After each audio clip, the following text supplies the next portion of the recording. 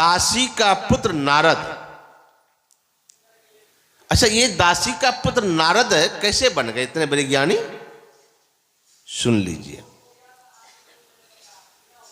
पिछले जन्म की घटना है उन कि वही नारद बाबा जो दासी का पुत्र था, वो क्या हुआ, पिछले जन्म में वो एक दासी का पुत्र था और उनकी मां किसी के यहां दासी का काम करती थी। मतलब समझ रहे हैं ना, दासी का काम कर रहे थे। तो दासी का काम जो कर रही थी, तो नारद बाबा पिछले जन्म में वह बहुत छोटा बालक था। संजोग की बाद जिस गांव में उनका जन्म हुआ, उसी गांव में साधु मंडली लोग आए। साधु मंडली लोग आए तो वही दासी को साधु की सेवा में लगाया। अब देखिए, दासी को साधु की सेवा में लगाया तो दासी सेवा करती और नारद जी छोटा बालक, वह भी जाता साधु संतों के बीच में बैठ के सत्संग सुनता और थोड़ा बहुत टहल भी कर देता। चातुर्मास 4 महीने तक, यहाँ तो 3 दिन ना, उस वहाँ 4 महीने तक ध्यान सत्संग हुआ था। सोच लीजिए, या 3 दिन में लगता है कि थक जाएंगे लोग, और 4 महीना तक हुआ था। 4 महीना तक वह बालक ध्यान से सत्संग सुना। और जब बाबा जाने लगे, क्योंकि सदा तो साधु बाबा जी एक जगह रहने वाले हैं नहीं, आज तो हम लोग भी शाम को जाएंगे, उसी तरह वह भी जाने लगे। जब जाने लगे तो वह बालक जाकर के साधु बाबा के चरणों में हाथ जोड़ के विनती करते हैं, बाबा हमको भी साथ लेके चलिए। बाबा ने जहां कहा कि तुमको हम साथ में लेके कैसे जाएं, क्योंकि तुम्हारी मां है और तुम मां का एक ही दुलारा पुत्र हो, और तुमको लेके हम चले जाए, तुम्हारी मां तो रोएगी। कर नहीं बाबा, हमको आप ही के साथ जाना, हम नहीं रहेंगे घर में। तो बाबा ने कहा कि सुनो, तुम जाना जरूर, अभी नहीं। तुम भजन ही करना चाहते हो, ध्यान ही करना चाहते हो, तो सुनो मैं तुमको युक्ति बता देता हूं, ध्यान करने का विधि बता देता हूं। पीछे में हल्ला कम कीजिए, इतना हल्ला करते पीछे में यहां तक आवाज आती है, माइक को पकड़ लेगा। नारद बाबा और दासी का पुत्र कह क्या रहा है बालक कि मैं साथ जाना चाहता हूं, लेकिन महात्मा जी ने कहा कि तुम भजन करना चाहते हो, ध्यान करना चाहते हो, यह काम तुम घर में रह के भी करो, मां के साथ रहो। जब तक मां तुम्हारा है तब तक तुम मां के साथ रहना, जब तुम्हारा मां नहीं रहेगी तब तुम फिर चले आना, हम आश्रम में रख लेंगे। तो संतों ने उसको भजन करने का भेद दिया, युक्ति दिया। युक्ति दे करके तब महात्मा जी चले गए और वह बालक घर में बैठ के भजन कर रहा था। संजोग की बात, उसकी मां संध्या काल में गई किसी काम से, एक विषधर सर्प ने उसको दंश कर लिया। उसकी मां मर गई। मां जो मर गई तो अब वह बालक सोचा कि चलो अब मां तो मर गई, मां का संस्कार करके अब मैं भजन में लीन हो जाऊंगा। वह बालक भजन करने लग गया। अब भजन करते करते करते खूब कठोर कठिन तपस्या की। आकाशवाणी हुई, ए बालक अभी भी तुम्हारी तपस्या पूरी नहीं हुई है, और भजन करो और भजन करो। वह बालक तपस्या करते करते करते शरीर का त्याग कर दिया, ब्रह्मा जी में जाके प्रविष्ट हो गए, और कल्पांत में वही बालक ब्रह्मा जी के मानस पुत्र होकर के जन्म लिए, जो नारद के रूप में धरती पर अवतरित हुए। अब देखिए, वह नारद बाबा तीनों लोग, ब्रह्मलोक, विष्णु लोक, शिव लोक जाते थे। लेकिन एक दिन की घटना है कि जैसे भगवान विष्णु से मिल करके निकले तो उनके दरवानी के पार्षद विष्णु भगवान का कहा, बाबा आप जब आते हो भगवान के पास तो प्रभु आपकी बड़ी प्रशंसा करते हैं, लंबी चौड़ी बातें करते हैं, लेकिन जानते हो जब आप चले जाते हो तो क्या होता है? क्या होता है? आपका अपमान होता है। मेरा अपमान कैसे होगा? यहाँ कहा, अपमान मतलब घुमा के होता है। क्या घुमा के? कहा, जहाँ तुम खड़े रहते हो ना, तुम्हारे जाने के बाद भगवान, हमने देखा वो जगह को बहुत पवित्र करवाना पड़ता है। सो क्या बात है, पता नहीं, तुम जहाँ खड़े रहते हो उस जगह को पवित्र करवाते हैं। तो नारद बाबा ने कहा, ऐसा तो हमको नहीं लगता है कि जहाँ मैं खड़ा रहूं, इतना बड़ा ज्ञानी, उस जगह को भगवान पवित्र करवावे। तो नारद बाबा सोचा, देखता हूं ये झूठ बोल रहा है कि सच। लौट करके फिर अंदर गए तो देखते हैं सचमुच में जहां नारद बाबा खड़े हुए थे, भगवान विष्णु उस जगह को पवित्र करवा रहे हैं। नारद जी ने कहा कि भगवान, जब मैं आता हूं तो मेरी बड़ी प्रशंसा करते हैं आप, लेकिन जब मैं जहाँ चला जाता हूं तो मेरा तो ये अपमान ही तो है कि जहां मैं खड़ा रहूं उस जगह को भी आप पवित्र करवा रहे हैं, सफाई करवा रहे हैं। कहा, नारद क्या कहें, तुम तो बहुत ज्ञानी हो, लेकिन एक कमी है तुम्हारे अंदर। क्या कमी है भगवान? का कमी यही है कि तुमने अभी तक गुरु नहीं किया है। अब देखिए, कहा कि तुमने अभी तक गुरु जो नहीं किया है, इसलिए तुम जहां भी खड़े रहते हो, जहां भी जाते हो, वह सब जगह अपवित्र हो जाता है। नारद बाबा ने कहा, अच्छा ऐसी बात है कि जहां मैं खड़ा रहता हूं वह जगह पवित्र हो जाता है, इसलिए कि मैंने गुरु नहीं किया। तो भगवान आप ही बताइए ना कि हम अभी, आज कहिए तो अभी हम गुरु बना लेंगे। किसको बनाने के लिए कहते हैं? तो भगवान ने कहा कि सुनो, कल प्रातःकाल सबसे पहले तुमको जो मिले, जो उनका दर्शन सबसे पहले तुमको हो जाए, तुम उसी को गुरु बना लेना। नारद बाबा ने कहा ठीक है।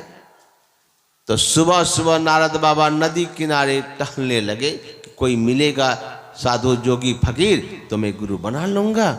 तो नारद बाबा चले गए नदी किनारे घूमने के लिए, और वहां देखते क्या है, एक मछुआ जाल लेके घूम रहा है। अब मछुआ को जो देखा तो मन में सोचने लगा, भगवान का तो यही आदेश है कि जो सबसे पहले जिनका दर्शन हो वही तुम्हारे गुरु होंगे, और उसी को गुरु बना ले। तो कहा कि अब तो विचारना क्या है। चले गए, चरण पकड़ लिए, बाबा हमको दीक्षा दीजिए। कहा, देखते नहीं मछुआ है? कहा, मछुआ है कि क्या है, हमको कोई मतलब नहीं, भगवान का आदेश है, जो सबसे पहले मिले उसी को गुरु बना लेना। कहा, जब भगवान का ही आदेश है तो फिर कहना क्या है।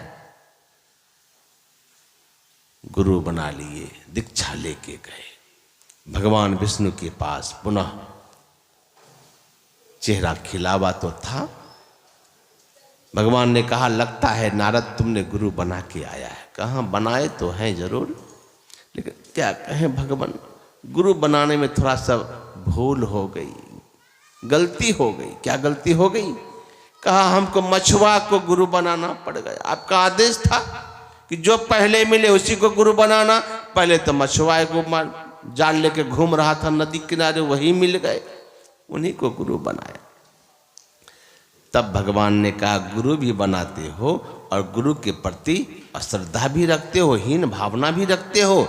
जाओ, मैं तुमको शाप देता हूं, तुम 84 का चक्कर लगाते रहो। अब तो गिड़गिड़ाने लगा, ये आपने क्या किया प्रभु, हमको 84 का चक्कर लगाना पड़ेगा? कहा, इसलिए कि गुरु का तुमने अपमान किया है, गुरु का अपमान किया है तुमको 84 का चक्कर लगाना पड़ेगा।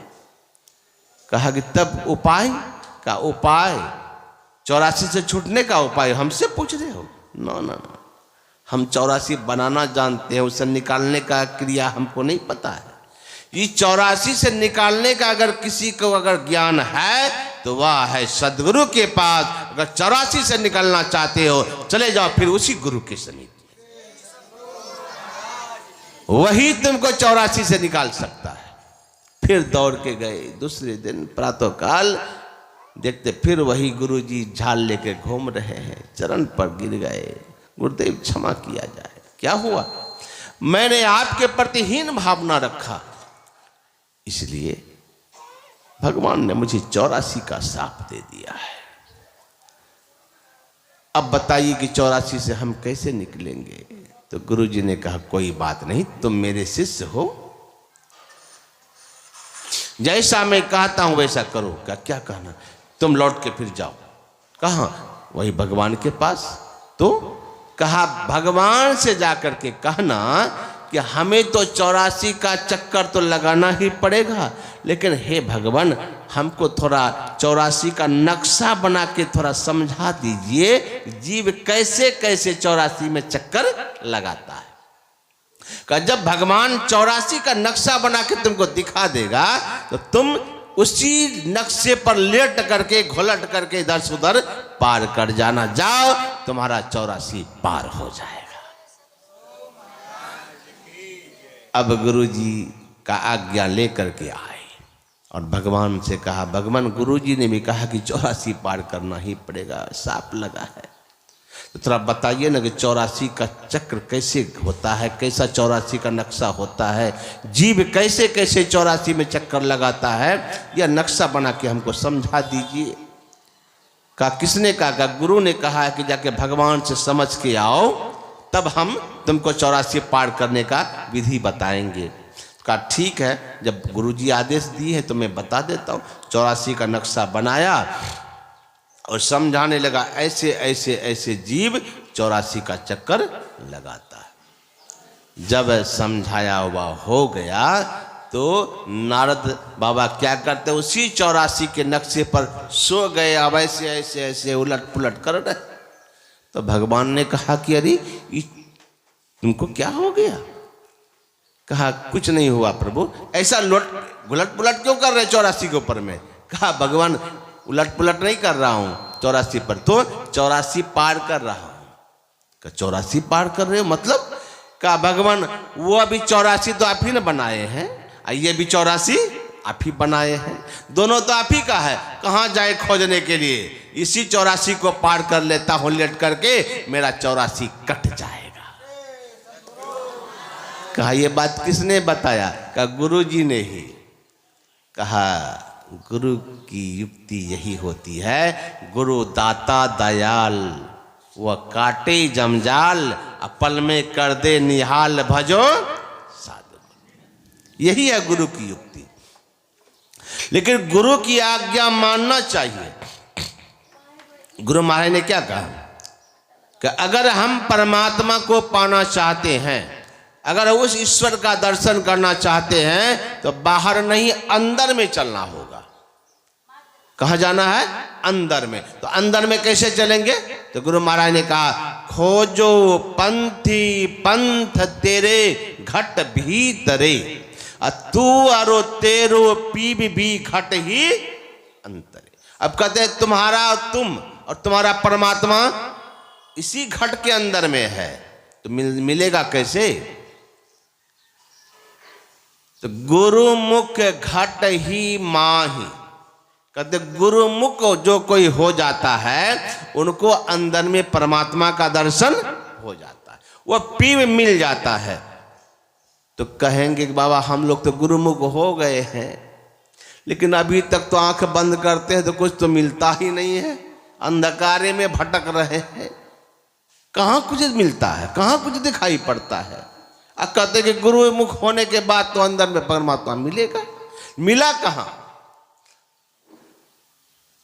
हम तो फूल माला लेकर के दीक्षा लिए हुए हैं बाबा, लेकिन हमको तो परमात्मा मिला नहीं। कहते गुरुमुख घट ही माही परख पावे सही, जो कोई गुरुमुख होकर के अंदर में चलता है उनको परमात्मा मिल जाता है, हमको तो मिला नहीं। तो ये भाई गुरुमुख किसको कहते पहले समझ लीजिए।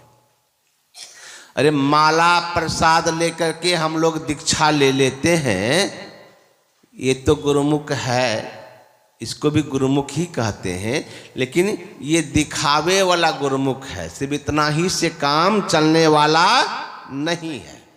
तो मतलब गुरुमुख कैसे होना पड़ेगा?